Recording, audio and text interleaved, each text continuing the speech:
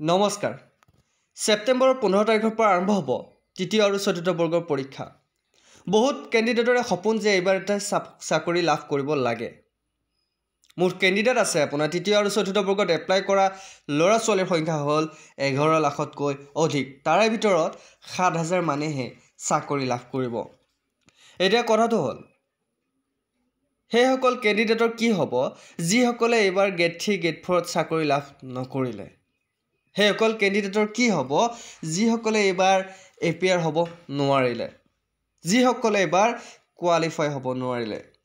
নমস্কাৰ, সকলোকে স্বাগতম জনাইছোঁ বিশ্বাসী উন্নতি গুৰুত্বপূৰ্ণ ভিডিঅ'লৈ। আপোনালোকৰ সকলোৰে বাবে ভাল খবৰ আহি পৰিছে। এইবাৰ আপোনালোকে জানে যে এইবাৰ গেট 3 গেট 4ত কিমানজন কেণ্ডিডেটে এইবাৰ এপ্লাই কৰিছে। এতিয়া ইমান কেইজন কেণ্ডিডেটৰ ভিতৰত হয়তো এজন দুজন নহয়, হাজাৰত নহয়, লাখত আছে কেণ্ডিডেট। গতিকে 11 লাখ কেণ্ডিডেটৰ 12 লাখ কেণ্ডিডেটৰ ভিতৰত যদি আপোনাক 7,000 5,000 6,000 চাকৰি দিয়ে, তথাপিও যদি আপোনাৰ নিৰাশাত ভুগিছে, প্ৰথম কথা যে আপুনি চাকৰি লাভ নকৰিব, এইটো ভুল কথা।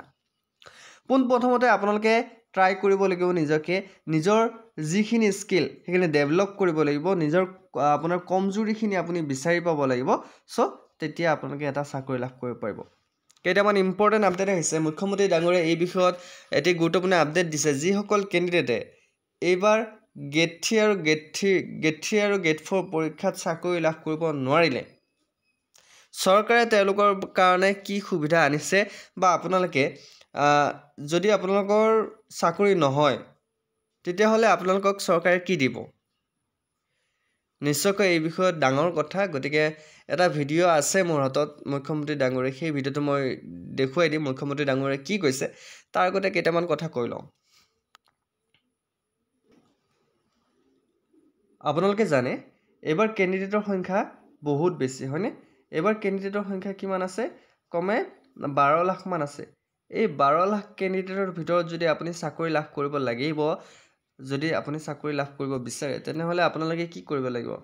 সেই 12 লাখ বা 11 লাখ কেণ্ডিডেট আপোনাতকৈ কিমান? 2 গুণ, আপোনাতকৈ 2 গুণ স্মাৰ্ট বুলি আপোনালোকে ভাবিব লাগিব।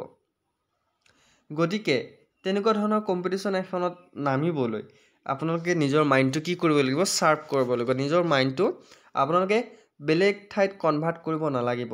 এইকেইদিন সময় আপোনালোকৰ বেলেগ আৰু সময় নাই। এইকেইদিন সময়ৰ ভিতৰত আপোনালোকে যদি নিজৰ দক্ষতাখিনি যদি আপুনি বিচাৰি নলয়, তেনেহ'লে এইটো আপোনাৰ কাৰণে বহুত ডাঙৰ বিপদ হ'ব। অ'কে, চ' আপুনি কি কৰিব? প্ৰথম পৰ্যায়ত আপুনি নিজকে মাইণ্ডটো ফ্ৰেছ কৰি ৰাখিবলৈ ট্ৰাই কৰক। ফ্ৰেছ কৰি ৰাখিবলৈ এইকাৰণে ট্ৰাই কৰক কাৰণ চাওক, যদি আপোনাৰ মাইণ্ডটো যদি ফ্ৰেছ নহয় তেনেহ'লে কি হ'ব? আপোনাৰ মাইণ্ডটো যদি ফ্ৰেছ নহয়, এটা সময়ত গৈ গৈ আপুনি যিটো পঢ়াৰ প্ৰতি থকা আপোনাৰ ধাউতি সেইখিনি হেৰুৱাই পেলাব। এতিয়া কথাটো হ'ল আপুনি নিজৰ মাইণ্ডটো কেনেকৈ ফ্ৰেছ কৰিব? নিজৰ মাইণ্ডটো আপোনালোকে ফ্ৰেছ কৰিবলৈ প্ৰথমতে আপোনালোকে ৰিলিজ দিয়ক কিছুমান আপোনাৰ বেয়া থিংকিঙক। তাৰপিছত আপোনালোকে আৰম্ভ কৰক আপোনালোকে পঢ়িবলৈ। প্ৰতিটো চেপ্টাৰ ভালকৈ পঢ়িব।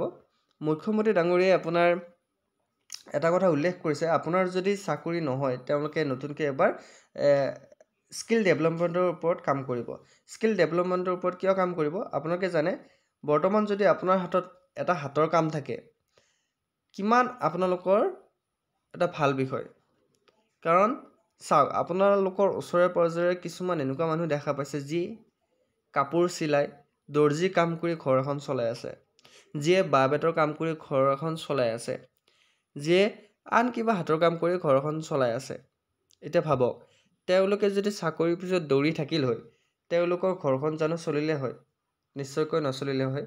আৰু যিহেতু আপোনালোকৰ হাতত যদি স্কিল এটা থাকে, তেনেহ'লে আপোনালোকে ভৱিষ্যতে কেতিয়াও লঘোণে মৰিব নালাগে। সেইটো কথা মনত কৰিব। যদি আপোনালোকে, মই কৈছোঁ সাধাৰণতে কম্পিউটাৰটোৱে যদি শিকি থৈ দিয়ে, আপোনাৰ কি হ'ব?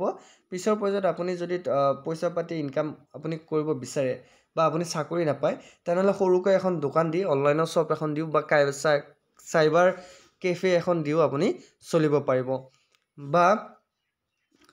বা আপুনি যদি ধুনীয়াকৈ ফাষ্টফুডৰ কাম বা হোটেল মেনেজমেণ্ট আপুনি যদি স্কিল ডেভেলপমেণ্টৰ কাৰণে পঢ়ে তেনেহ'লে আপুনি কি কৰিব পাৰিব পিছৰ পৰ্যায়ত আপুনি এখন সৰু হোটেল দিও আপুনি চলিব পাৰিব এনেকুৱা ধৰণৰ স্কিল ডেভেলপমেণ্টৰ ওপৰত চৰকাৰে এইবাৰ গুৰুত্ব দিম বুলি কৈছে যিসকল কেণ্ডিডেটে এইবাৰ গেট 3 গেট 4 এপিয়াৰ হ'ব নোৱাৰিলে বা কোৱালিফাই কৰিব নোৱাৰিলে চৰকাৰে তেওঁলোকৰ কাৰণে এটা স্কিল ডেভেলপমেণ্টৰ স্কিম বা আঁচনি জৰিয়তে সেইসকল ল'ৰা ছোৱালীক আপোনাৰ বাহিৰৰ কোম্পানীয়ে হওক বা বিভিন্ন ধৰণৰ প্ৰাইভেট ছেক্টৰতে হওক তেওঁলোকক জব দিয়াৰ কথা উল্লেখ কৰিছে এইখিনি কথা মই কোৱা নাই আপোনাৰ কাৰণে বহুত ভাল খবৰ কাৰণ বহুতো ল'ৰা ছোৱালীয়ে কি কৰি আছে এটা চাকৰিৰ কাৰণে হাবথু ৰেখি আছে দিনে ৰাতিয়ে কষ্ট কৰি আছে দৌৰি আছে আৰু ঘৰৰ খাচুতীয়া ধনখনি আপোনাৰ খেদাই আছে হয়নে নহয় গতিকে পোনপ্ৰথমতে আপোনালোকে স্কিল ডেভেলপমেণ্টক মই এইটো কোৱা নাই যে আপোনালোকে চাকৰি কৰিব লাগিব চৰকাৰে দিয়ক বা নিদিয়ক মই আপোনালোকক কৈছোঁ আপোনালোকে এটা স্কিল শিকি থৈ দিয়ক পিছৰ পৰ্যায়ত বহুত কাম আহিব কিন্তু দেই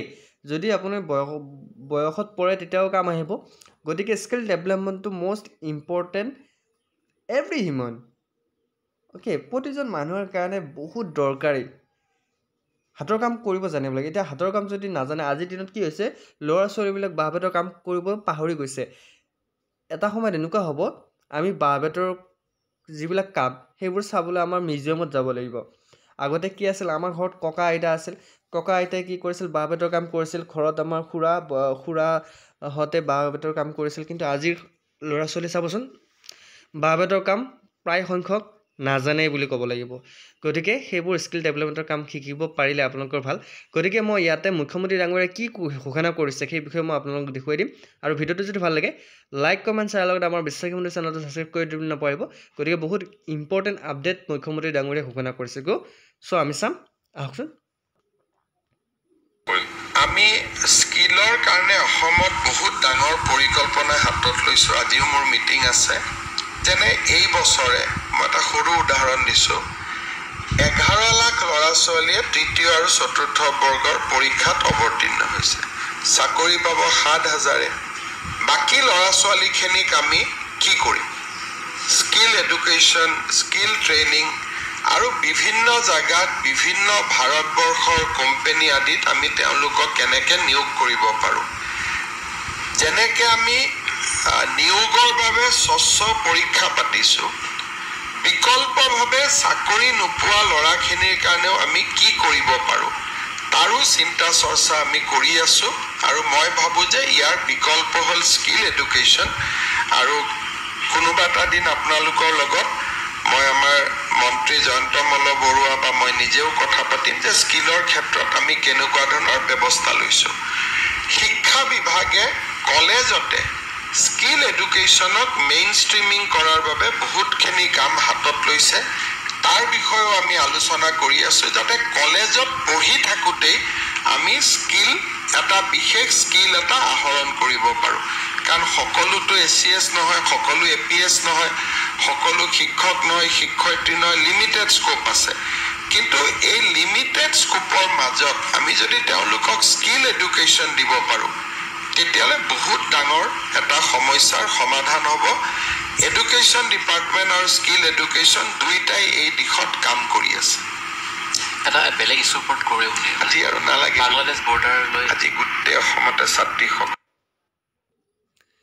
চ' আপোনালোকে গম পালে যে স্কিল ডেভেলপমেণ্টৰ ওপৰত কিমান গুৰুত্ব দিছে চৰকাৰে কাৰণ তেওঁলোকেও জানে এটা সময়ত কি হ'ব আমাৰ ল'ৰা সংখ্যাৰ যিটো আপোনাৰ যুৱক যুৱতীৰ হাৰ নিবনুৱাৰ সংখ্যা বৃদ্ধি পাব নিবনুৱাৰ সংখ্যা ইমানেই বৃদ্ধি পাব যে আমাৰ অসমত নহয় সমগ্ৰ ভাৰততে কাম নোহোৱা হৈ পৰিব গতিকে তেতিয়া এইবোৰ হাতৰ কামে বহুত গুৰুত্ব দিব গতিকে ল'ৰা ছোৱালীকো মই অনুৰোধ কৰিছোঁ তোমালোকে চাকৰিৰ পিছত ইমান পগলা নহ'বা যিমান তোমালোকৰ লাইফটো ইম্পৰ্টেণ্ট অ'কে গতিকে তোমালোকে জীৱনটো কেইদিন দুদিনহে ভাত মুঠি খাব লাগে হয় মানিছোঁ টকা পইচা লাগে কিন্তু টকা পইচা ইনকাম কৰাৰ বিভিন্ন ধৰণৰ পথ আছে আপোনালোকে নাভাবিব যে আপোনালোকে অকল চাকৰিটো পালেহে আপোনালোকৰ লাভ হ'ব নহয় আপোনাৰ যদি টকা পইচা লাগে আপুনি এটা কাম কৰিব পাৰে কি কাম কৰিব পাৰে আপুনি টকা পইচা যদি লাগে আপোনাক তেনেহ'লে আপোনালোকে কাম কৰক ব্যৱসায় কৰক ব্যৱসায়ত বহুত টকা আছে আজিকালি ল'ৰা ছোৱালীয়ে ব্যৱসায় কৰিব নিবিচাৰে কাৰণ তাতে ৰিস্ক আছে এটা কথা জানেনে ৰিস্ক ল'লেহে আপোনালোকে জীৱনত সফল হ'ব পাৰিব ৰিস্কটো মেইন জীৱনত যদি আপুনি ৰিস্ক ল'ব